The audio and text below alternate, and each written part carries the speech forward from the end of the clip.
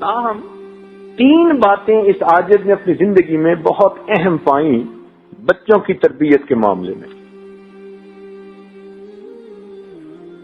اس 35-40 سالہ یہ جو تجربہ ہے بچوں کا، بچیوں کا، اور متعدد مدارس کا اور متعدد ملکوں میں، 3 باتیں وہ اس سارے تجربے کا نچوڑ ہے۔ یوں کہی جا سکتی ہیں کہ اگر اس پورے تجربے کو کوئی بندہ سمرائز کرنا چاہے تو وہ 3 باتوں میں کر سکتا ہے۔ یہ باتیں ماں کے لیے بھی فائدے مند اور باپ کے لیے بھی فائدے مند۔ اگر ماں باپ ان 3 باتوں کا خیال رکھیں تو بچہ ایسی مضبوط بنیادوں پہ کھڑا ہوتا ہے کہ دین سے ہٹ ہی نہیں سکتا۔ یوں تو کہنے کو آپ درجنوں باتیں کہہ سکیں گے کہ اس کا بھی خیال رکھو، اس کا بھی رکھو، اس کا بھی رکھو، کتابوں پہ کتابیں لکھی ہوئی ہیں تربیت الاولاد کے بارے میں، مگر جسے تھمب رول کہتے ہیں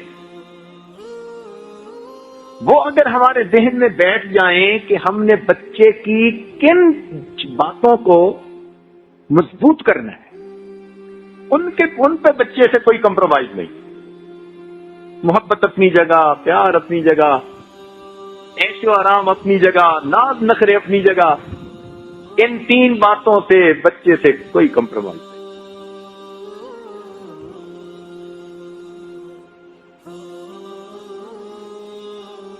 ان 3 باتوں سے پہلی بات کہ بچے کو ہمیشہ سچ بولنے کی عادت ڈالی۔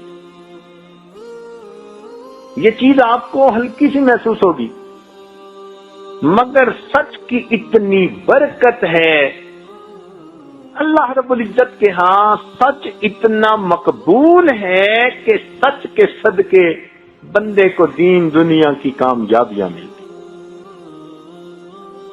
اگر کبھی سچ کے باطنی فائدے ہمیں محسوس ہو جائیں اور سچ کی وجہ سے جو برکتیں زندگی میں آتی ہیں وہ محسوس ہو جائیں تو ہم تو سچ کی خاطر کٹ مرنے کو تیار ہیں۔ اس پہ محنت نہیں ہوتی، ہمارے ماں باپ اس پر محنت نہیں کرتے۔ بالخصوص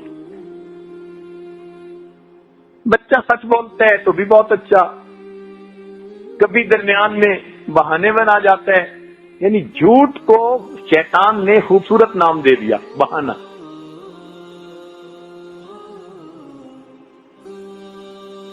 اور فرنگی ملکوں میں تو انہوں نے ویسے ہی جھوٹ کو جی میں نے ذرا سٹیٹمنٹ اور دے دی تھی تاکہ بندے کو گلٹی کنشس بھی نہ فیل ہونا پڑے۔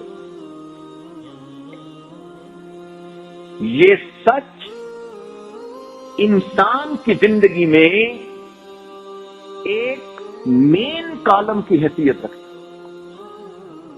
بچے کو بیٹھ کے سمجھائیں کہ بھائی بڑی سے بڑی غلطی کر لو گے معاف کر دیں گے، سزا نہیں دیں گے، شرمندہ نہیں کریں گے، مگر بتانا سچ پڑے، بیٹا ہو یا بیٹی، اور اس پہ کوئی کمپرومائز نہیں۔ جھوٹ پہ سب سے بڑی سزا ملے گی اور سچ پہ سب کچھ انعامات ملیں گے۔ یہ بات بچے کو بٹھا کے سمجھائیں اور اس کے ساتھ یہ ڈیسیژن کر لیں۔ یہ کام بڑا مشکل ہے، اس لیے کہ اس میں پھر ماں باپ کو بھی سچ بولنا پڑتا ہے۔ اب پھر کہتے ہوگا کہ ادھر سے فون آیا تو بیٹے کو کہہ دو ابو گھر پہ نہیں ہے، اب وہ بچہ سچ کیسے بولے گا جب باپ ہی اس کو یہ تعلیم دے رہا ہے؟ یہ کام جب آپ کرنے لگیں گے تو یہ کام آپ کو انتہائی مشکل نظر آئے گا، لیکن اللہ تعالی کی شان اتنی برکت اس کی ہم نے اپنی زندگی میں دیکھی ہے، اتنی برکت دیکھی ہے کہ الفاظ میں بیان ہی نہیں کر سکتے۔ سلوک کے درمیان میں ایک موقع پر اس عاجز کے شیخ نے حکم دیا کہ بچہ اس پر محنت کرو کہ زبان سے جھوٹ نہ نکلے۔ ہم نے اس کو معمولی بات سمجھا کہ ٹھیک ہے آج سے ہم نے سن لیا، اب ہم جھوٹ نہیں بولیں گے. اوہو، اتنا مشکل یہ کام دیکھا، اتنا مشکل کام دیکھا، زبان سے جھوٹ نکل جاتا. ایسے ہی نہیں بیٹھے ہوئے جھوٹ نکلے گا. جب تھوڑی سی کہیں غلطی ہوئی، سستی ہوئی، کوتاہی ہوئی، شرمندگی برداشت کرنی پڑے گی، استاد ڈانٹ ڈپٹ کرے گا. اب ایسے موقعوں پہ خود بخود اس کو بہانے لوگ کہتے ہیں ہوتا سیدھا سیدھا جھوٹ ہے. یاد رکھنا، جھوٹ جتنا تیزی سے بھاگے سچ ہمیشہ اس کو جا کے پکڑ لیتا ہے. سچ کے فائدوں میں سے ایک فائدہ یہ ہے کہ بندے کو یہ نہیں یاد رکھنا پڑتا کہ میں نے کیا کہا تھا. سچ سچ ہے. آپ کو نظر آئے گا کہ سچ بولنے میں نقصان ہے، مگر کبھی ایسا نہیں ہوگا. اللہ تعالیٰ سچوں سے محبت کرتے ہیں، وہ کبھی سچے انسان کو دنیا کے اندر رسوا نہیں ہونے دیتے. توجہ فرمائیے، عمر بن خطاب رضی اللہ عنہ کے زمانے میں ایک عیسائی بادشاہ گرفتار ہوا. اس نے مسلمانوں کے خلاف اتنا کچھ کیا تھا کہ اس کا وجود تو ایک لمحہ کے لیے بھی برداشت نہیں تھا. ہر بندہ چاہتا تھا اس کو تو قتل ہی کر دیا جائے. اللہ کی شان کہ وہ عمر بن خطاب رضی اللہ عنہ کے سامنے پیش ہوا. ہاتھ بندے ہیں، پاؤں میں بیڑی ہیں. عمر خطاب رضی اللہ عنہ بڑے اس پہ غصے تھے. آپ نے بھی جلاد کو حکم دیا کہ اس کا سر قلم کر دیا جائے.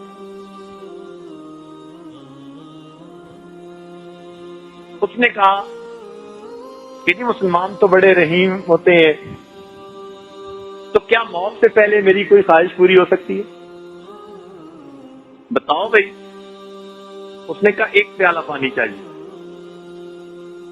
عمر بن خطاب نے ایک پیالہ پانی لایا، اس کو دلوا دیا. اب وہ پینے لگا تو رک گیا. کہتے ہیں جی خوف اتنا ہے جلاد کا کہ وہ میری گردن اڑائے گا کہ مجھے ڈر ہے کہ میں جس وقت پانی پی رہا ہوں گا کہیں وہ مجھ پہ تلوار کا وار نہ کر دے، تو مجھ سے پانی نہیں پیا جاتا. عمر بن خطاب نے فرمایا بھائی تم تسلی رکھو، جب تک تم یہ پانی پی نہیں لیتے تمہیں قتل نہیں کیا جائے گا. جب یہ الفاظ اس نے سنے، وہ بھی بادشاہ تھا، اس نے وہ پیالہ پانی کا زمین پہ گرا دیا. کہتے ہیں جناب آپ کی کمٹمنٹ کہ جب تک آپ پانی نہیں پی لیں گے آپ کو قتل نہیں کیا جائے گا. اب یہ پانی میں نہیں پی سکتا.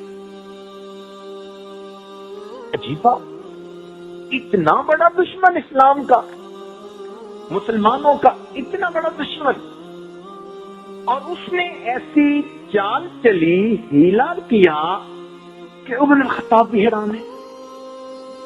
اب دو صورتیں تھیں، یا تو اس کو کہتے کہ بھائی بکواس نہ کر، اور جلاد کو حکم دیتے نمٹا اس کو. اور ایک طریقہ یہ تھا کہ جو ورڈ دے چکے تھے اس کے اوپر اسٹے کر. عمر اللہ نے فرمایا ہاں تم نے ٹھیک کہا، میری ورڈنگ یہی تھی کہ جب تک تم پانی نہیں پی لو گے تمہیں نہیں مارا جائے گا. اب میں تمہارے اس جلاد کو قتل کرنے کا حکم نہیں دیتا. اب جب آپ نے فرمایا کہ تجھے قتل کرنے کا حکم میں نہیں دیتا تو لوگ حیران کہ اتنا بڑا دشمن اگر اس کو نہ مارا گیا تو یہ تو پتہ نہیں اور اسلام کے خلاف کیا کیا تاثیر کرے گا. عمر اللہ نے کہا ٹھیک ہے تجھے میں رہا کرتا. جب اس نے یہ بات سنی کہنے لگا کہ آپ نے ثابت کر دیا کہ مسلمان ہر حال میں سچا ہوتا ہے. میں آپ کے اس عمل سے اتنا متاثر ہوا کہ کلمہ پڑھ کر مسلمان ہونے کا اعلان کرتا. چند لمحے پہلے جن کے دل غمزدہ تھے کہ کیا بنے گا، سچ جیت گیا. وہ اسلام کا سپاہی بنا. اتنا سمجھدار بندہ تھا، کتابوں میں لکھا ہے کہ عمر بن خطاب لانو اس سے امور خلافت میں مشورے کیا کرتے تھے.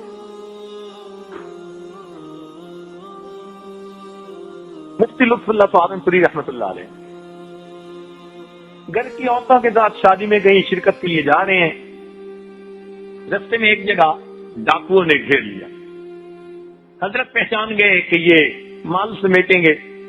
حضرت نے کہا دیکھو بھائی پردے دار عورتیں ہیں, تمہیں مال چاہیے, ان کی عزت خراب نہ کرو, ان کو بے پردہ نہ کرو, ہمارے پاس جو کچھ زیور ہے ہم سب تمہیں خود دے دیتے.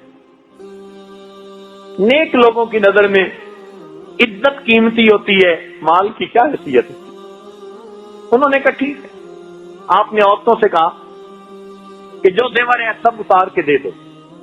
عورتوں نے سب اپنے زیورات اتار کے ایک رومال میں باندھ کے اس کو دے دی. بھائی یہ